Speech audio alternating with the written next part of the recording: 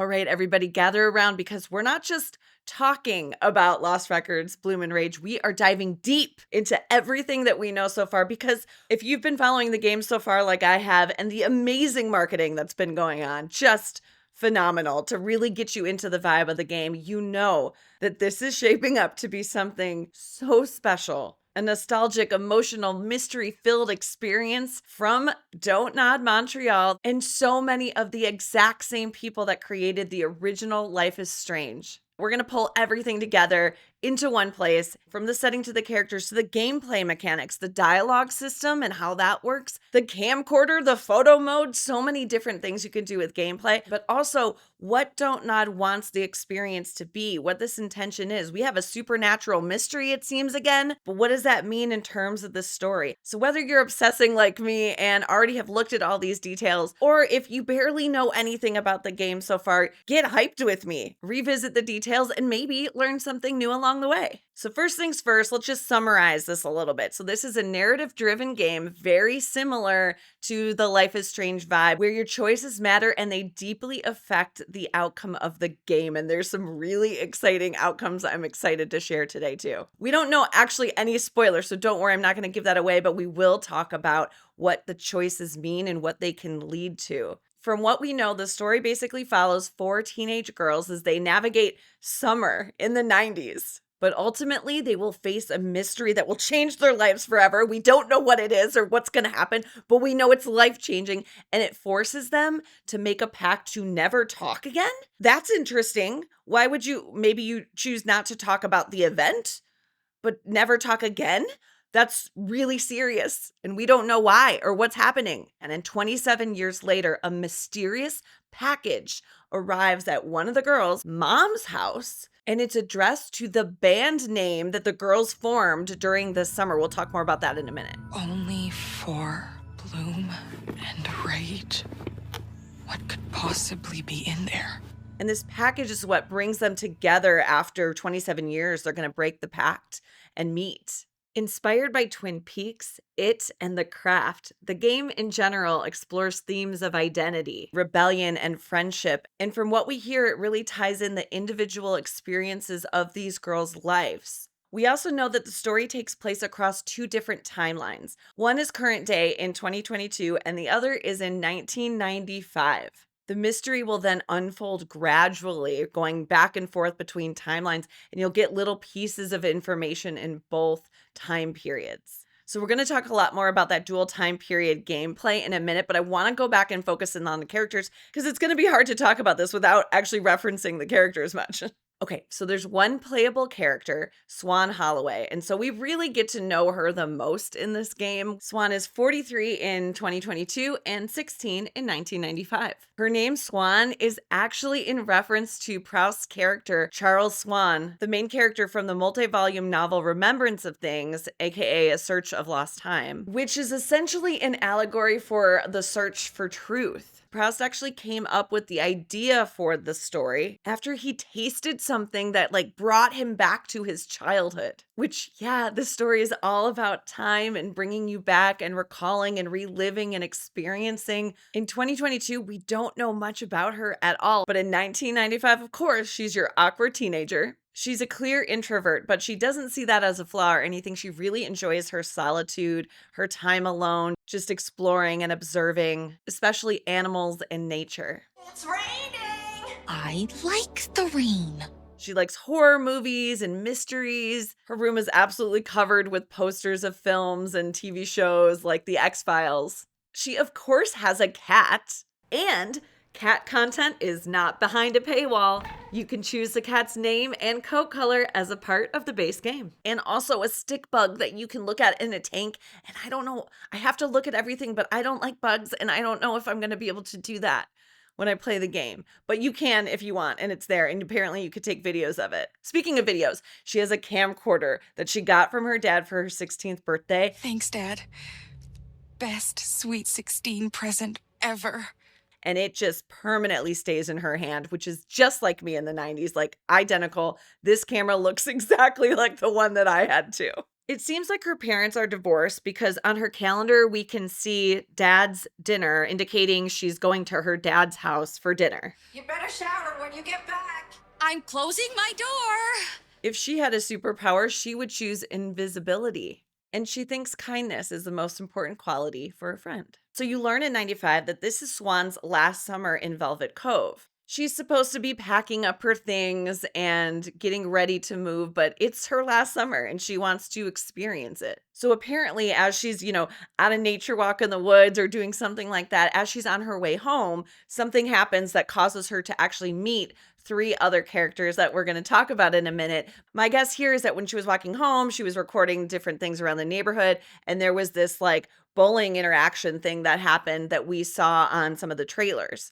And then maybe they noticed her camcorder and were like, hey, we have a music video we want to shoot, and then, kind of invites her into the group. But that's just a guess. This moment is when they kind of bond and form their friendship. Now, there are playlists out there for each of the characters that show their musical taste. So I looked at all the tracks and did some analysis on the types of songs they were, the lyrics, and that kind of thing, because I think it gives a little bit more insight into their personalities. So based on Swan's music, she definitely seems introspective, nostalgic, romantic. There's some rebellion in there, but maybe that comes from after she meets the girls. There are a lot of deep emotional tracks and seeking a balance between longing for the past and the present. It's all very connected to the story too, I think. While you play as Swan, it's really about that group dynamic and how that group shapes you as a person. Who you meet kind of helps you develop and learn and grow and figure out who you are and what you do to maybe go with the flow of the group or go against the group. And I think all of those choices are going to be really key to this game.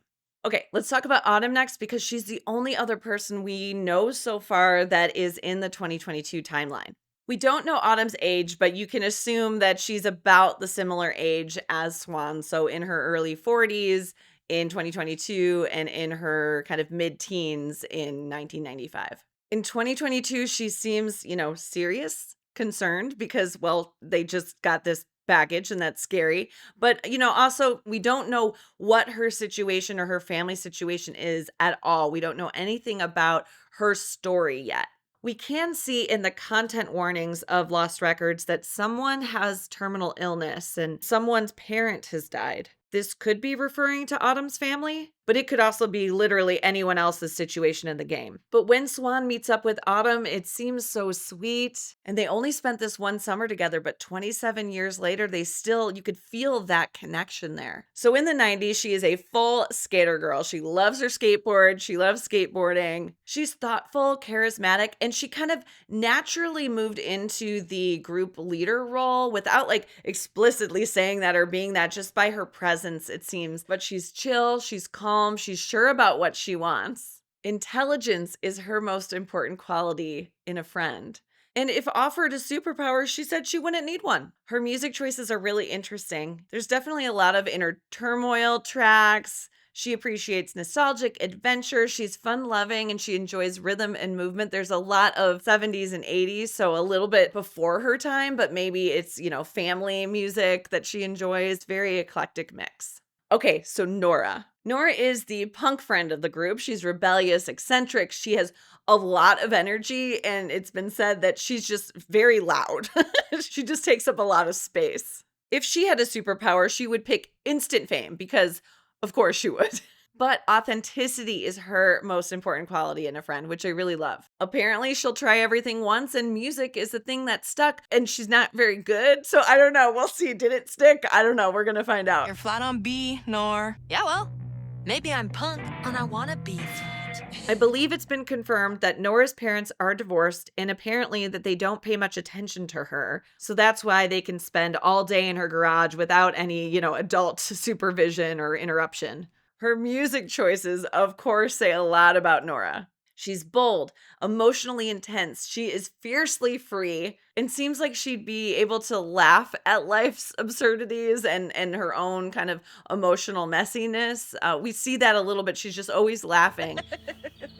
It's not my fault if beer goes straight through me. She smokes weed, looks like cigarettes as well, maybe. But of course, she's not like fully bold. She's also seems to be maybe afraid of heights. But Nora, I'm with you. I would not be comfortable with that. And the way that Kat just jumped up there like that was terrifying. Speaking of Kat, she is kind of a surprise character because when you look at her, she looks so small and fragile and little and innocent, right? But her personality is seemingly anything but those things. It's great because it just shows the complexity of people. It's not just so stereotypical. I think these characters are so wonderful because of that. So she's described as pragmatic. She is strong-willed and she has an attitude.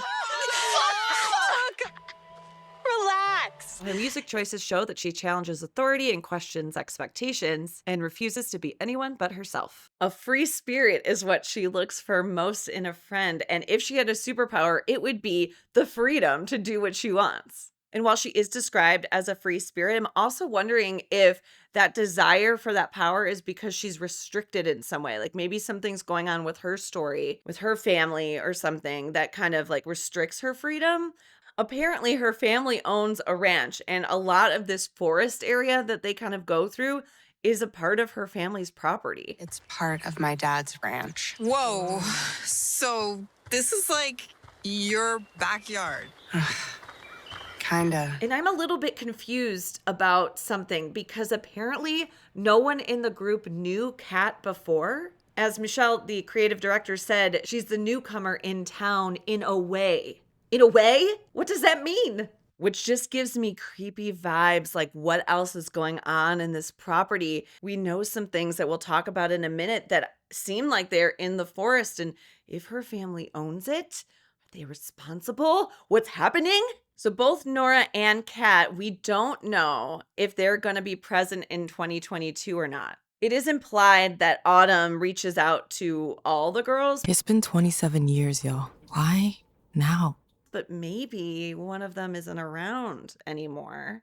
That's one of the theories. But overall, between both time periods, this game is all about the dynamic between these four girls. Who do you follow? Who do you trust? Are you, developing more of a relationship with one over the other or the group as a whole? So what is your place within a group? All these things that, as a teenager, you're figuring out about life, but then how does it impact your future of who you are? And that's so exciting. Of course, there will be other side characters. We know that there is someone named Corey. Fuck you, Corey! Most people have assumed that this is Corey and that he's Kat's brother or other relative. But we do see a shot of this love lock that says Corey and Dylan. I think it's called a love lock. My guess is that Corey is this girl because when she bullies Swan here, Swan's also wearing the same clothes here when Autumn yells, Fuck you, Corey! That would possibly mean that he is actually Dylan, since we've seen a shot of these two kind of close together, like they're dating. And maybe he's Kat's relative, or maybe Kat knows him because he's dating Kat's sister, Corey. Again, it's all guesses here. Now, the game is built on Unreal Engine 5, which allowed for really detailed skin textures. And the team did not want to portray characters as these like shiny, perfect little teenagers, right? That's not real. So for one, characters' faces are not symmetrical. They're not perfect. Also, what's gotten a lot of attention is Nora's acne, a very real, normal teenager face. And it's not talked about. It's not discussed. She's not like upset about it. It's just her face. It's just normal. Kat has such pale skin that they paid attention to that blue tone for the veins. Swan has freckles and imperfections, and Autumn has freckles and even one on her eye, which is so cool. But overall, everything is more realistic, not just in the way it looks, but also just like the way it is in life. So the girls form a band. At some point, Kat comes up with the name Bloom and Rage for their band. It's just so great. And their band Inspirations have a Spotify playlist. It's a lot of really good tracks that explore rebellion and authenticity and bonds and, standing up for yourself and a lot of really good stuff. Sticking with the music for a minute, of course, Don't Nod is going to deliver with the soundtrack on Lost Records. They confirmed there will be a mix of licensed tracks and tracks that were created specifically for the game. And apparently a lot of lo-fi, dream pop inspired for that nostalgic vibe. Ruth Radilay from the band Chromatics collaborated on songs, which is really exciting. And Milk and Bone created a lot of songs on the score, and they have a single out right now. And of course, the Nora Kelly Band and the track, which is a key part of this group dynamic, the song I believe that they sing in their band. Okay, I want to talk a little bit about the setting now, but not just the locations, but how the locations factor into the story and the timelines and everything like that. The game takes place in a fictional town of Velvet Cove, Michigan. Yes, I did look it up just in case. It's a small town with dense woodlands and serene lakes and scariness and mysteries. We've also seen some specific locations in various trailers and also in concept art, especially the Blue Spruce, a rundown bar that's apparently on the outskirts of Velvet Cove. And it's an old place that all the locals know. We've also seen the playground, which has been said is supposed to feel like a liminal place between the town life and the wilderness. Just thinking about like hanging out there as a teen. Like I did this. We used to like in the middle of the night go to playgrounds and just go on the swings for hours, like still really innocent, but feeling a little rebellious, you know? It's like I'm back there. It's like this is sucking me back into my memories there for sure. We've also seen, of course, the forest. So much we've seen happens in here, and I'm not sure how it all ties together, but there's a lot. There's a video rental store, an ice cream shop, an abandoned looking building that maybe has a fire happening at some point. Lots of interesting spaces. And this is the really important thing to know.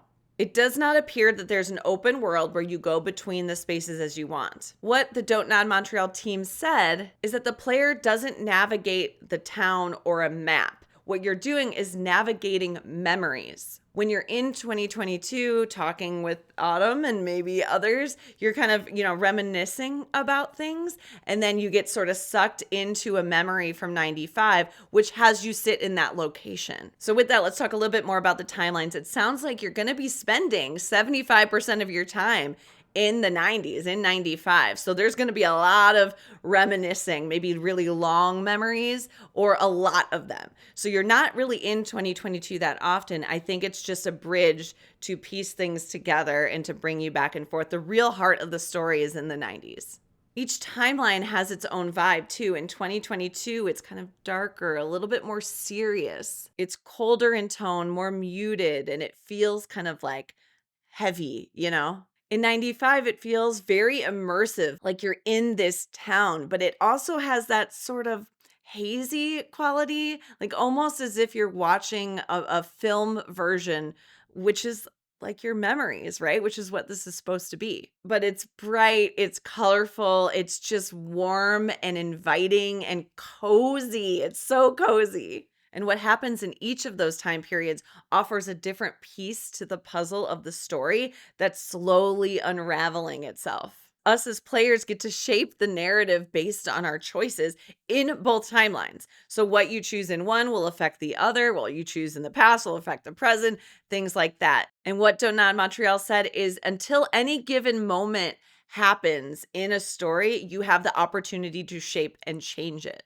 And that is leading us straight into the choices and consequences. This is, of course, my favorite part, my bread and butter, the thing I love. And I'm really scared about testing in this game because apparently there are no manual saves. There are no manual saves in this game. What am I going to do? It's all auto-saved. Will there be different save slots? I certainly hope so. What am I going to do to test this stuff? Okay, I just need to wait. One of the most exciting things about Lost Records Bloom and Rage is how much agency we apparently are going to have over the story. Through your actions and words, you'll decide how Swan connects with each of the girls. And by the end of the summer, your version of Swan might feel closest to one friend over the other. We don't know if there's a love score of any kind in this game, or even if that's an option, if it's just maybe a friendship bond and that's it. But it seems like there's a little bit of a romance connection between Swan and Autumn, or maybe you could lead to that. Or maybe that's just the clips we've seen. Maybe you can romance everyone. This concept art image shows Swan and Kat in an intimate moment, maybe? Or maybe it's just the excitement of a new friend and wanting to be with them. It's a little unclear yet. And that bond will have a lasting effect into 2022. You'll see how that plays out, which I'm so excited about. And I really hope that the other girls are present in 2022. We'll talk more about those theories in a bit. And it seems like the biggest mystery is not set in stone. It seems like something related to the mystery itself might change depending on your choices. And I'm not sure how that would be possible. So maybe it's like more of like the I don't even know, like, the things around it are different, but maybe the thing itself isn't. I don't know, but I don't know, maybe it is. Maybe it's totally different.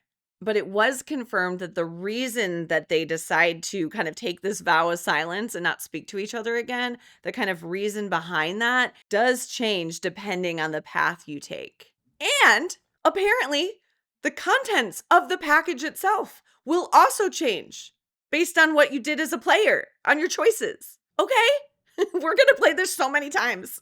But it doesn't stop there. Your choices will also create different endings in 95 and 2022. Now, again, I look at the endings as more of like the experience, not like here is a hardcore, this is the ending. It might be that. I don't know, but it is also going to just be like the way it feels, what has occurred, like the feeling that you get from whatever this ending is, that will definitely be present. This just shows the replayability of this game that's so exciting. It really has so much replay value, and the experience seems like it's going to be completely different for every player. Okay, let's talk a little bit more about some of the cool mechanics that they've added to this game. First, the dialogue system. It looks different than what we've seen before. You're not just seeing text on the screen. It has a very 90s aesthetic, even in 2022, to keep with theme of the game, of course. Essentially, this part's the same. You choose between the choices you want and you say the things, right? But there's also a very unique way that dialogue works in this game. They wanted it to feel more natural, more like you're a part of a conversation, not just like somebody says something. We pause until we decide what we're going to say. But there's also these elements of full conversation. When do you stay silent? When do you speak up? Do you interrupt someone? How do you contribute to the conversation and therefore the group dynamic, right? We also added the fact that you can look around in the environment and find new dialogue options by pointing at objects. And Swan, she doesn't know anything about music. So you have the option to tell the truth, but you can also look around and see some music posters and lie about them, pointing out a poster and say that, oh, this is my favorite band. So it seems like there's going to be a lot going on in the screen, especially in these memories section when there's a lot of people all in the same room. Some people are having a conversation over here and maybe you're doing something over here. And then like, oh, you hear something and like want to contribute to that and you can, or you can stay silent. But then depending on what you choose might help you connect or align more with certain other characters in the game, or, maybe develop that romance. I don't know. Or like learn things, open up things. Maybe there's Easter eggs to find out depending on what you say, right? And then also there's dialogue happening still when you're using your camcorder, which we're going to talk about in more detail in a bit. But while you're recording things, people are still talking and you can contribute and talk then. So there's a lot going on all at the same time. I think it might take a little bit of time to get used to everything that's going on in the screen, but I think it's a beautiful addition and makes it so much more real.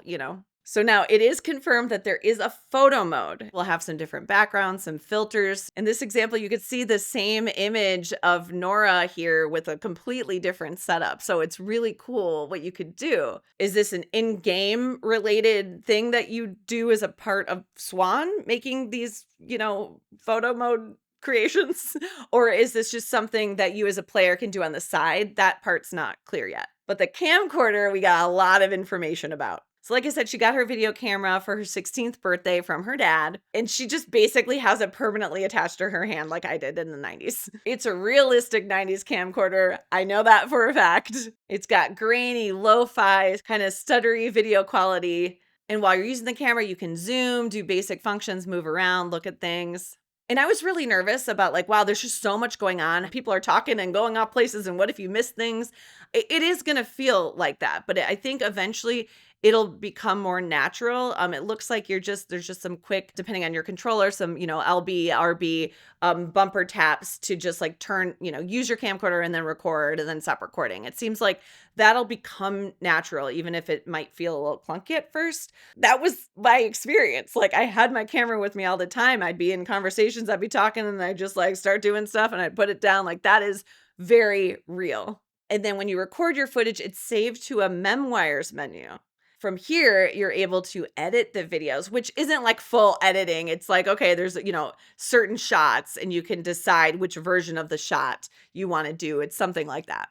The types of footage is interesting too, because there's some that are critical to the story that you need to do to kind of move the story along in some way, right? But there seems to be a collectible type of footage as well. And it seems like there is a lot of that. For example, there might be like birds or hunting or like something like that where you're doing different images related to that category and it tells you the number that you need. I assume that's for the whole game. Like every time you're in the 90s, you have an opportunity to collect something within that group. Then once you collect everything in the group, Swan will also add some voiceover to kind of like talk about it, which gives you more insight into Swan's character, maybe the story as well. I don't know. So what happens if you don't finish a collectible group? Maybe you don't find out something that's important or gives you more insight. So that's so exciting. And the girls can react to your shots dynamically because in some cases you don't have to take all the shots. Whoa, it's me. This is so cool, Swan. But they'll still react appropriately based on what your compilation video shows. Wow, let's go. I'm glad Swan's in this one. Yeah. Oh, they're excited until something a little bit supernatural seeming happens. It doesn't look like any of the girls have superpowers themselves. Who knows? Maybe they do, maybe they don't. But something is happening. The camera just doesn't push buttons by itself. And what it shows is previous footage that Swan collected. And she says, Last night, I forgot I filmed this. but it's like odd. Why didn't she remember right away? Like, was it removed from her memory and then she was reminded? It seems like once she sees it, she remembers. In these trailers, we also see what Don't Nod has been calling the abyss. It's this giant, like, cave-like hole or something that, you know, is going really deep into the earth or something, that has all of this like swirling pinkish purple light. And Don't Nod is kind of teased that it might be sentient, but I don't know if that's just part of their marketing tactics or what. But like, what? It's sucking a bunch of birds? Are they ravens into it? And what is happening? They're swirling around? This definitely has something to do with the mystery, of course, and very likely this package in some way, and also very likely the reason that they wanted to make this a secret. But what is it? What is it? There are a lot of theories going on about this game. One of the more popular ones is that this is something like aliens that are involved. It also has a very like poltergeist ghost vibe, right? With things turning on. But if you look at the themes of the game, this game is all about time and memories and reshaping history and present and all of those things. Symbols that we see are a lot of swirling motions and circles. And when this abyss shot kind of zooms out, it kind of reminds me of a galaxy or a black hole. My very undeveloped theory is this is going to have something to do with time and also the ability to jump in or out of things. That's all I'm going to say because it's not developed, but I can feel it. I can like see it and feel it, you know? On this package, we see a lot of very interesting threats about remembering. I was there and what is this? Who sent this? What is this from? And there are articles there that are not just arbitrary. Looking at this one for a missing person. Is that missing person Nora or Kat?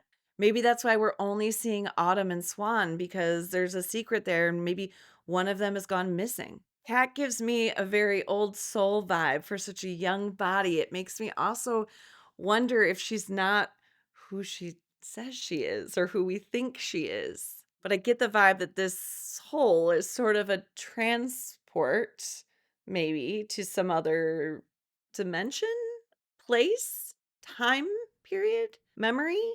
Whatever got sucked in is now returning and saying this package thing. Or it could just be that there's just a random person that was there and saw them doing something sketchy. Like, I know what you did last summer kind of vibes, right?